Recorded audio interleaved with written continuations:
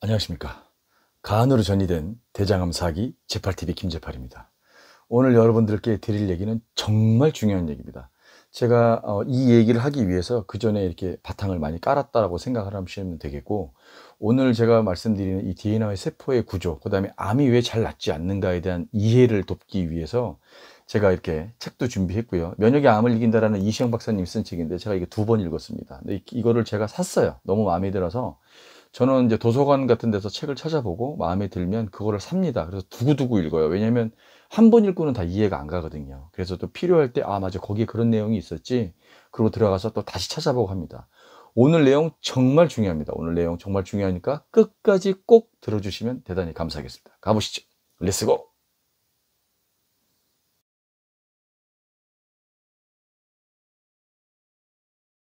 오늘 여러분들과 함께 나눌 얘기 중에 이 책을 근간으로 뭐 다른 내용들도 있는데, 면역이 암을 이긴다. 이시영 박사님은 되게 유명하신 분이죠. 정신의학 그 쪽으로는 되게 유명하신 교수님이시고, 뭐 서울대 뭐 외래 쪽에 교수도 역임하시고, 경북대학교, 성균관대학교, 뭐 강북 삼성병원, 뭐 예일대 외국에 있는 이런 데서도 계속 일을 하셨던 아주 유명한 분이시고, 세계적으로 그 병명 중에 화병이라는 걸 만드신 분이 바로 이분이세요. 예전에 그 왜 어르신들이 야, 화병 나 죽겠다 하는 그 화병, 이거를 세계적으로 그 등재를 해서 정확하게 한 글자로 HWABYUNG에서 화병을 등재하신 분입니다. 그래서 되게 유명하신 분이고 책도 많이 쓰셨더라고요. 이 책 내용 중에 여러분들한테 오늘 말씀드릴 내용의 근간이 딱 있습니다. 그래서 제가 드리는 얘기가 대부분 책이나 뭐 영상이나 어떤 분들의 논문이나 이런 거를 기초 바탕을 해서 여러분들한테 말씀을 드리는 거라고 제가 다시 한번 확인을 해 드리는 거예요. 여기 보면 뭐라고 써 있냐면, 암은 사람마다 다르다. 암 종류만도 전문의는 100가지 이상으로 분류하여 같은 암이라 해도 유전자 조합이 또 다르다.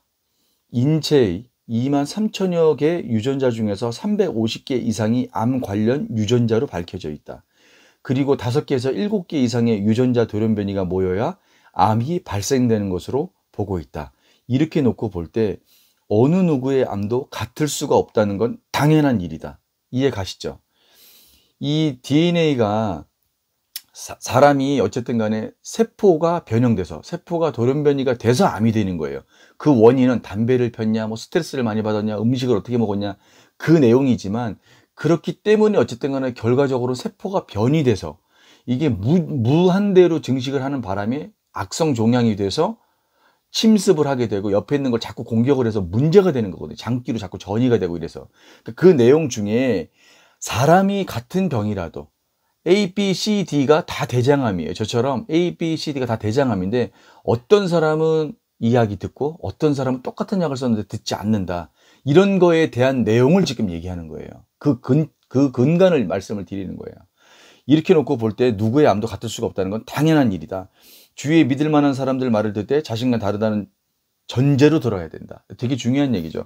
그러니까 암을 내가 겪고 있는 이 대장암을 병원에 있는 지금 나와 있는 뭐 예를 들어서 대장암 같은 경우에도 대장암 약이 제가 알고 있기로 한 10가지 뭐 이 정도쯤 되는 거로 알고 있거든요. 항암제 약이 여러 가지가 있지만 어쨌든 간에 병원에서 쓰고 있는 약이 그 정도 되는 거로 알고 있는데, 이 약을 A라는 약을 썼을 때 안 들으면 또 B 약으로 바꿉니다. 이거 잘 안 듣는데요? 그럼 또 바꿔야 돼요. 그런데 바꾸는 건 좋은데 첫 번째 문제가 뭐냐면, 바꿨을 때 이게 듣느냐 과연. 그래서 암을 없앨 수 없느냐, 있느냐, 그거에 대한 해답을 얻을 수가 없고요. 두 번째는 그 과정 중에 우리 몸이 너무 죽어나요. 정상세포를 파괴하는 역할까지 같이 항암이 하기 때문에 문제가 많다는 거예요. 그래서 항암을 받지 마라, 이 얘기 아닙니다. 또 극단적으로 듣고 나서 쟤 무슨 소리 하는 거야 이렇게 얘기 듣지 마시고, 항암을 받되 알고 받아야 된다는 거예요. 그러니까 항암이 그렇게 완벽하지 않으니 우리가 뭘 해야 된다? 면역력을 길러야 된다. 답은 그거예요. 그 말씀을 강조하기 위해서 여러분들이, 그렇구나, 제가 그냥 제8TV가 그냥 무조건 면역력을 기르자, 그 몸에 좋은 거 그냥 뭐 하자, 이렇게 들으시면 안 돼요. 뭐 야, 비타민 먹어 몸에 좋잖아, 이런 식으로 가볍게 듣지 마시고, 어쨌든 간에 우리의 목적은 암을 이기는 건데, 암을 지혜롭게 이기려면 알고 이기게 될 거예요. 암에 대해서 잘 모르고 우리 몸에 대해서 잘 모르면서 어떻게 이걸 극복해 나갈 거냐 이 말이에요. 그러니까 제가 이런 얘기들을 자꾸 끄집어내서 꺼내는 거예요. 저런 원리 때문에 암을 고치기가 쉽지 않구나 라는 걸 깨달으셔야 된다는 거예요. 여러분과 저는 똑같은 대장암이라도, 똑같은 유방암이라도, 똑같은 췌장암이라도 암 이름은 같지만 성격이 다르다. 여러분이 갖고 있는 암과 제 암은 다르다. 그러니 어떻게 된다? 여러분은 여러분이 암을 죽일 수 있는 방법, 여러분이 암을 극복할 수 있는 방법, 나는 스스로 암을 극복할 수 있는 방법. 그게 뭐라고요? 면역력을 키우는 거예요. 면역력을 키우려면 아주 크게 봤었을 때 제일 중요한 게 뭐다? 먹는 식습관이 되게 중요하다. 그리고 운동이 중요하다. 그리고 치료를 반드시 병행해야 된다. 이렇게 말씀을 드리는 거예요. 그러니까 여러분들이 이런 것들을 잘 이해하지 못하면 계속 어느 한쪽으로 치우치게 돼 있거든요. 그래서 제가 예전에도 말씀을 드렸지만 532 전법, 50%가 식습관, 30%가 운동, 스트레칭, 명상, 20%가 치료를 잘 받아야 된다. 이런 것들이 잘 조화가 아우러졌을 때 좋은 결과를 얻을 수 있다. 이 말씀을 드리려고 하는 거예요. 자, 그리고 짧은 얘기 하나 더 해드릴게요. 제가 머리가 나빠서 숫자 얘기 나오고 그러면 되게 약하거든요. 제가 원래 이 대본을 안 봅니다. 제가 말씀드리는 건 대본을 원래 안 보는데 중요한 내용만, 책에서 나온 내용이나 발췌한 얘기는 제가 또 정확하게 전달을 해야 되니까 좀 보고 읽을게요. 세포 하나하나에 DNA기가 있는데, DNA 아시죠? 우리 몸에 세포에는 다 DNA가 있습니다. 세포 하나에 DNA가 있는데 그 속에 방대한 유전 정보가 들어있다. 예를 들면 인간은 60조 개의 세포로 구성되어 있는데 그 하나하나의 세포에는 길이 1.8m의 DNA가 들어가 있고, 세포 하나의 DNA 그 길이가 1.8m라는 거예요. 나열을 하면 거기에는 염기쌍으로 30억 개의 분의 유전 정보가 축적되어 있다. 우리가 세포가 60개가 있는데 그 세포 하나에 30억 개 분의 유전 정보를 입력시킬 수 있다는 거예요. 가지고 있다는 거예요. 그래서 그 중에서 읽어낼 수 있는 유전 정보는 극히 일부이다. 대부분은 읽히지 못한 상태로 끝난다. 이게 무슨 얘기냐면 우리 몸에 60조 개의 세포로 구성이 되어 있는데 이 구성되어 있는 세포에 유전 정보가 있을 거 아닙니까? 나중에 또 얘기하겠지만 우리 몸의 세포가 마치 생각하는 뇌가 있는 것처럼 정말 똑똑해요. 똑똑하고 자기네끼리 주고받습니다, 정보를. 그리고 이 세포가 마크를 해놓으면 저 세포가 저거 마크돼 있네. 그리고 그 세포를 잡아먹기도 하고 아주 정말 희한한 세포 구조로 되어 있어요. 우리 몸에 이미 되어 있어요, 그런 게. 누가 가르쳐줘서 그러는 게 아니라. 그리고 세포가 교육하는 세포도 있습니다. 뭐 나중에 또 말씀드리겠지만. 그래서 우리 몸에 있는 세포가 되게 중요한데 이런 세포들이 갖고 있는 그 세포 하나하나 60조 개, 60억도 아니고 60조 개가 갖고 있는 그 세포 하나의 유전 정보가 엄청나게 방대하다는 거예요. 그런데 그 유전 정보를 밝혀낼 수가 아직 없다. 다 밝혀내려면 일부밖에 지금 밝혀내지 못하고 있다. 그러니까 계속 뭐 유지하겠죠. 계속 이렇게 키고잉 하겠죠. 그래서 계속 밝혀내고 있는 와중인데 그러다 보니 암세포 역시도 우리가 밝혀내는데 한계가 있다. 그래서 요즘에는 사실은 제가 지금 조금 관심 있게 보고 있는 게 뭐냐면 그 후속 유전학이라고 그래서 예전에는 사실 꿈도 못 꿨던 얘기인데 이 얘기 또 3000%로 빠지면 안 되는데 요거까지만 말씀드려요. 요거까지만. 자, 우리가 정상세포가 변이가 돼서 암세포가 됐어요. 그러면 이 암세포는 다시 정상세포로 돌아올 수 없을까요? 있대요. 우리나라 카이스트 박사님이 3년 전에 이미 TV에 나와서 방송을 했고요. 그거에 대한 논문을 제가 계속 찾아보려고 지금 하고 있는데 아주 재밌는 얘기예요. 그런데 사실은 이게 시간이 오래 걸릴 수밖에 없는 게 암 환자까지 전달을 하려면 그게 이제 실험실 시료가 있고 1상, 2상, 3상 이런 것들을 거쳐야 되는데 이게 막 보통 뭐 10년 이상 뭐 걸리고 이런 경우가 아주 허다한가 봐요. 그러니까 어쨌든 간에 그런 논리적인 것들은 이미 밝혀져 있어요. 그러니까 암세포도 다시 정상세포로 갈 수 있다. 유전자 스위치를 조작해서 켜게 되면 그렇게 갈 수 있다. 지금 이 내용은 근데 기억했다가 나중에 제가 좀 공부해서 또 말씀드릴게요. 그러니까 이 세포에 대한 기본 구성을 알지 못하면 여러분들이 계속 힘들어질 수밖에 없다라는 것만 이해하시면 돼요. 그러니까 우리가 생각했던 것보다 세포 구조는 너무 신기하고 희한하고 정말 신비롭게 되어 있다. 그래서 이 세포 구조를 이해하고 이걸 잘 이해하면, 그래서 이걸 잘 이용하면, 면역력을 기르면, 이 세포를 잘 이해해서 이용하게 되면 암은 걱정할 문제가 아니라는 거예요. 암은 감기처럼 생각하셔도 된다는 거예요. 제가 좀 오버해서 얘기를 하면. 그러니까 여러분들이 그런 거를 잘 이해를 하지 못하시니까 자신감이 없고 신뢰가 없으니까 뭘 하나 먹더라도 이게 뭐 나한테 효과가 있겠어? 이런 반신반의하는 마음으로 드실 수밖에 없다라는 거죠. 그래서 꼭 이거를 이해하시고 넘어가셨으면 좋겠어요. 자, 그래서 이 다음 얘기를 계속 이어서 하자 보면, 자, 보세요. 우리 몸에 있는 세포는 사람마다 다르다. DNA 구조도 다르다. 물론 이제 유전적으로 받는 그 일부의 같은 부모님으로부터 받던 DNA는 있지만, 어쨌든 간에 우리는 환자이기 때문에 환우분들마다 병명은 대장암, 췌장암, 유방암 다 똑같을지 모르겠지만 다르다. 왜냐하면 세포의 조직적인 문제가 다르기 때문에, 그 생긴 구성이 생김새가 다 다르기 때문에, 쉽게 얘기해서. 자, 그럼 생각을 해보세요. 여러분이 예를 들어서 대장암이에요. 저도 대장암 4기입니다. 여러분하고 저하고 똑같이 A라는 약을 썼어요. 근데 전 잘 들어요. 여러분들은 안 들을 수 있죠. 자, 그런데 우리가 기본적으로 암을 이해해야 되는 게, 암은 어떻게 성장을 하죠? 암은 어느 부분에서 생기고 난 다음에 그 생긴 자리에서 혈관으로 접근을 해서 혈관을 통해서 영양분과 산소를 공급받아서 양분을 받아서 이게 조직적으로 점점 커지죠.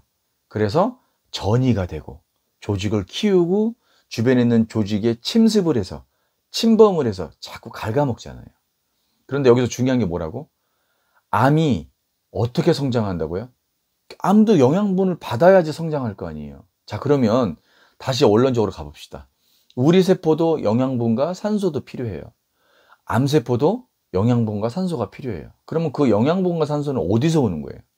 우리가 먹는 음식에서, 우리가 생각하고 있는 스트레스에서, 우리가 운동하는 것에서, 이런 것들에서 어떤 작용에 의해서 영양분이 공급이 되는 거예요.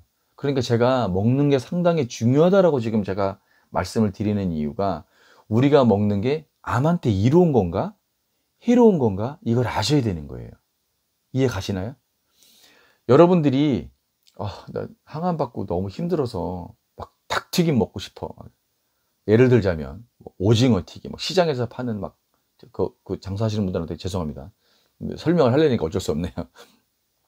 그런 기름이 막 재활용해서 쓰는 그 기름으로 튀긴 음식들을 계속 먹게 되면 우리 몸에는 염증 반응이 일어나게 됩니다. 활성산소 이런 거 다 같이 합해져서 염증 반응이라는 게 일어나게 돼요. 그럼 이 염증 반응이 암의 조직의 지원군이 되는 거예요. 쉽게 얘기를 하자면, 우리가 음식을 잘못 먹으면 그게 우리 몸에는 좋지 않고 암세포에는 좋은 결과를 얻어주는 그런 역할을 한다, 이 얘기예요.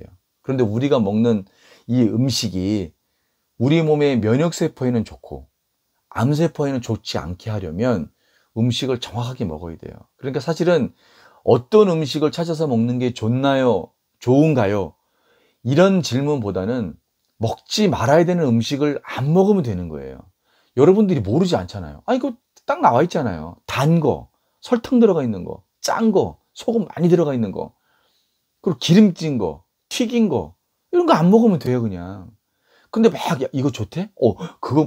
그게 암에 좋대? 막 좋은 것만 찾아. 우리 세상에 좋은 거 너무너무 많아요. 자연식도 너무너무 많고. 거기다 요즘 막 퓨전까지 나와서 막 난리도 아니잖아요. 난 이름도 못 외우겠어. 막 이름이 너무 길어갖고, 음식 이름이. 그런 거를 찾지 마시고, 드시면 안 되는 거를 먼저 걸러내는 작업이 우선시 돼야 돼요. 가끔 가다가 조금 나으신 분들, 어떤 분들은 담배도 피고 막 이러신 분들 계시다고 그러더라고요. 정말 저는 이해할 수가 없습니다. 본인이 선택하신 거니까 알아서 하시겠지만, 저는 이해할 수가 없어요. 정말 그러면 안 되거든요. 술 조금씩 드시거나, 조금 낮았으니까 견딜만 하니까 담배 피시거나, 음식 아무거나 막 드시고 이러는 거는 하시면 안 돼요. 왜냐면 여러분들이 몸을 정상적으로 만들어난 후에 체력도 되고 면역력이 어느 정도 올라가서 NK세포 활성도나 이런 것들도 좋아졌을 때 조금씩 정말 옛날에 한 병 들었다면 이제 술을 바꿔서 와인으로 한 잔 정도, 이런 식으로 해서 음미하고 기분 내는 정도로 하셔야지. 담배는 어차피 백해무익하고, 그거는 단일식품으로 기호식품이라고 하니까 그것도 식품으로 볼게요. 한 가지 단일 제품으로 암에 가장 영향력을 가장 크게 주는 것 중에 하나가 담배입니다, 담배. 그러니까 당연히 안 피시겠지만 하여튼 예를 들자면 말씀드리는 거예요. 그래서 다시 돌아와서 얘기를 하자면, 음식이 왜 중요한지를 여러분들한테 말씀드리려다 보니까 지금 이런 얘기들을 하는 거예요. 우리가 먹는 음식에 의해서 암이 커질 수도 있고 나빠질 수도 있다. 우리가 암이 싫어하는 음식 찾아보면 엄청나게 많아요. 뭐 강황가루부터 시작해서 뭐 돼지 감자차 뭐 여러 가지 많잖아요. 녹차도 그렇고 되게 많잖아요. 우리가 주변에서 어렵지 않게 무슨 삼삼 사다 먹듯이 그렇게 어려운 게 아니라 아주 쉽게 할 수 있는 것들이 되게 많고 제 영상에도 찾아보면 정말 많아요. 이거 암에 좋대요. 뭐 올리브유 암을 사멸하는 기능이 있습니다. 뭐 제가 여태까지 얘기한 얘기가 정말 많거든요. 그것만 여러분들이 작년부터 제 영상을 보신 분들도 되게 많으신데 그거라도 여러분들이 만약에 꾸준히 하셨다면 그게 3개월이 지나고 6개월이 지났다면 정말 분명히 효과를 봤을 거라고 저는 생각을 합니다. 저는 효과를 봤거든요. 지금 6개월, 8개월 넘어간 것들에 대한 효과를 다 봤고 그러니까 여러분들한테 자꾸 이 말씀을 드리는 거거든요. 자, 그럼 먹는 거 외에 여러분들이 또 해야 될 게 뭐가 있을까요? 암이 좋아하는 환경, 저산소, 저체온. 그러니까 제가 맨날 조금만 차은 것 같으면 복대를 차고 집에서도 사이판이 뭐 항상 날씨가 30도 전후인데 거기서도 바람 잘 통하게 해놓고 복대를 차고 수면 양말 그 여름에 사계절이 여름인 나라에서 수면 양말 신고 이렇게 항상 몸이 차갑지 몸이 조금 차가운데 그러면 바로 그런 거를 실시를 합니다. 그래서 몸을 항상 따뜻하게 체온을 유지하는 거예요. 여러분들이 만약에 집에 온도 계산 한번 재보세요. 난 지금 춥지도 않고 덥지도 않아. 난 좋아. 컨디션 내리고 되게 너무너무 좋아. 재보세요. 36.5도 안 나옵니다. 제가 그거를 작정을 하고 한번 재본 적이 있거든요. 36.2도, 3도 뭐 요 정도가 좋은 컨디션이고 조금 약간 싸한데 이러면 35도대가 되게 많을 거예요, 아마. 여러분들이 그냥 일상적인 생활에서 보면. 그러니까 온도를 항상 올려놔야 돼요. 온도를 예를 들어서 1도만 올려도 이 면역력이 뭐 5배 정도 올라가고 1도만 떨어지게 되더라도 면역력이 30% 이상 감소가 된다고 하니까 저산소 저체온은 항상 아주 중요한 얘기다. 그래서 저산소 같은 경우에는 방 안에서 꽉 갇혀 있는 방 안에서 계속 그 이산화탄소들 같은 것들이 되게 많이 나오기 때문에 제가 숨 쉬고 그러면 나오잖아요. 그러니까 환기 자주 시키시고 되도록이면 공원이나 가능하시면 만약에 걸으실 수 있다면 걷는 거에 크게 무리가 없다면 뒷짐지고 그냥 산책하시듯이 둘레길 걷는 것도 매번 추천하고 있잖아요. 그게 더 업그레이드 된다면 어싱, 맨발 걷기 운동으로 조금 더 이제 요즘 날씨가 좀 좋거든요. 맨발 걷기 하는데 그건 무리가 없더라고요. 그런 것들도 하면서 공기도 들여 마시고 신체적 스트레스도 많이 좀 감소를 좀 시키시고 이러면서 암이 싫어하는 환경을 자꾸 만들어 가야 된다. 그게 정답이고 그렇게 가야 여러분들의 이 치료가 끝이 난다라는 걸 말씀드리려고 하는 겁니다. 또 하나는 제가 그 좀 강하게 말씀드린 것 중에 하나가 뭐냐면 평상시에 여러분들이 음식을 챙겨 먹는 거는 끼니 때마다 드시는 거기 때문에 간식으로 우리가 무슨 시금치나물이랑 검은콩을 먹진 않잖아요. 그러니까 식사 때 드시는 거니까 수시로 할 수 있는 것 중에 암을 퇴치하는데 암을 극복하는 데 좋은 게 뭐냐면 차입니다. 차. 마시는 차.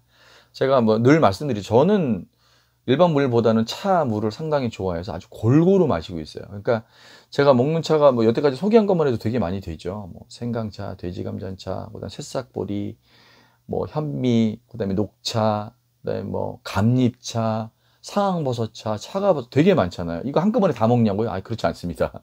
지금 이제 주종목이 바뀐 거예요. 생강차를 주로 먹다가 주종목으로 먹다가 장이 좋아지고 정상변이 나오기 시작하면서 지금 살짝 바뀐 게 현미차. 현미를 하루에 그냥 기본 1리터 이상은 한 1리터에서 1.5리터는 현미차로 따뜻하게 보온병에 넣어서 저걸 2번 정도 먹으니까 700ml 정도 되는 보온병이거든요. 2번 정도 먹으니까 그것만 해도 1.5리터 정도 되는 거고요. 그냥 잔으로 마시는 거 녹차 하루에 한 잔 내지 2잔은 꼭 마시고 있고요. 중간에 감잎차나 돼지감자차 마시고 있습니다. 그리고 이제 강황도 일반적으로 여러분들 알고 계셔야 되는 게 추천은 하지만 강황 효소로 되어 있는 거 드시는 게 좋아요. 일반적으로 우리가 보통 뭐 카레에도 강황이 들어가 있고 강황가루도 팔고 뭐 여러 가지 파는 게 되게 많아요. 그런데 그게 효소로 되어 있지 않으면 그 흡수율이 상당히 낮습니다. 여러분들이 드시는 것도 예를 들자면 뭐 비타민 D든 뭐 뭐든 어떤 거 약품들 이렇게 영양제들 많이 드시잖아요. 드시는 것까지 뭐 저는 잘 안 먹는데 이번에 검사 결과 나왔을 때 비타민 D가 부족으로 나왔어요. 제가 사이판에 살았으면 비타민 D가 부족할 리가 없었을 텐데 한국에 오니까 이제 옷 맨날 싸매고 있고 실내 활동을 많이 하고 야외로 나가더라도 이제 마스크하고 다 싸매고 있으니까 아마 햇빛 보는 게 좀 적어져서 그런지 모르겠는데 음식으로 비타민 D를 다 채울 수는 없는데 약간 결핍까지는 아닌데 좀 많이 수치가 낮게 나와서 비타민 D만 지금 먹고 있어요. 저 비타민 D는 태어나서 처음 먹어봅니다. 의사 선생님이 요건 좀 먹는 게 보충해 주는 게 좋을 것 같다 그래서 2000 IU짜리 이상 되는 거로 골라서 하나 사서 지금 먹고 있고요. 나머지 거는 잘 안 먹어요. 그러니까 보조는 먹죠. 예를 들어서 프로폴리스라든지 오메가3는 암 환자분들은 이것도 좀 호불호가 있는데 저는 제 생각은 제 의견은 오메가3는 암 환자분들은 꼭 드셔야 된다고 생각을 합니다. 그래서 뭐 이게 또 RTG 공법으로 만든 거로 하셔야 되고 뭐 그거는 제가 얘기 안 할게요. 들어가면 많이 있으니까 아무거나 막 사서 드시지 마시고 그게 있거든. 식물성 동물성도 있고 그게 뭐 심해에서 작은 어종에 잡혀 있는 오메가3가 좋고 그다음에 RTG 공법으로 만든 게 좋다. 뭐 이런 것들은 요즘 상식이니까 여러분들이 찾아서 드시면 될 것 같고 저는 그거는 꾸준히 먹어야 된다라고 생각을 하고요. 다시 얘기 돌아와서 이제 차를 꾸준하게 매일 마시게 되면 좋은 게 뭐냐면 일단 피가 깨끗해지고 그다음에 장이 상당히 좋아지고 면역력에도 되게 좋고 장세포에도 되게 좋습니다. 장세포에 좋다는 얘기는 뭐라고요? 장의 면역력의 80%를 차지하고 있으니까 장이 튼튼해야 면역력이 좋아질 수밖에 없다. 그 원리가 그렇다. 그러니까 차를 마시면 이런 것들이 많이 개선되더라. 그리고 나는 개선됐다. 저는 지난 8개월 동안 차를 정말 꾸준히 마셔서 하루도 안 빠지고 뭐 찬물을 먹어본 지 언제 기억도 안 나요. 얼음물 이런 건 당연한 얘기고. 그렇기 때문에 저는 100% 효과를 보고 있고 지금도 끊이지 않고 계속 먹고 앞으로도 차는 입에다 달아놓고 먹을 것 같아요. 계속해서. 그래서 여러분들한테 아주 강력하게 추천을 하고 있고요. 그 다음에 몸이 따뜻해지잖아요. 항상. 몸이 차가워지고 있는 거를 갖다가 많이 방지해주고 예방해준다. 그래서 너무너무 도움이 많이 되는 거니까 차를 꼭 마셨으면 좋겠다라고 여러분들한테 강력하게 추천합니다. 차, 제가 무슨 암인데요. 어떤 차부터 시작해야 될까요? 뭐 저는 어떤 차를 마시고 있는데 어떻게 마시는 게 좋을까요? 이런 거 댓글 달아주세요. 제가 아는 한도에서는 말씀드릴게요. 궁금한 거 있으면 언제든 댓글 달아주시고 서로 격려하고 응원하고 이런 분위기를 만들었으면 좋겠습니다. 지금 이 시간에도 너무너무 힘들어하시는 우리 한우분들 침상에 누워서 또 오늘도 검사하고 수술하고 치료받고 이러신 분들 많으실 텐데 힘내시고 화이팅 하십시오. 제가 늘 응원하고 있습니다. 우리는 또 할 수 있습니다. 제8TV도 화이팅! 대한민국도 화이팅! 오늘 제8의 영상은 여기까지였습니다. 대단히 감사합니다.